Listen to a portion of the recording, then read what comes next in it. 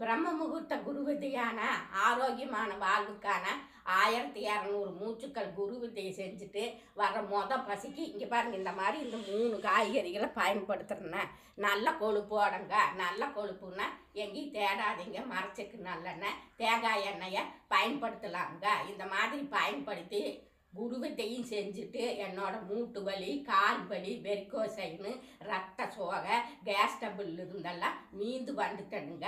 மீந்து வந்துட்டு தான் உங்களுக்கு சொல்கிறேனுங்க. நீங்களும் உங்களுக்கு வேணும்னா உங்கள் சுய விருப்பத்தின் பேரில் பயன்படுத்தி பலன் பெறுங்க.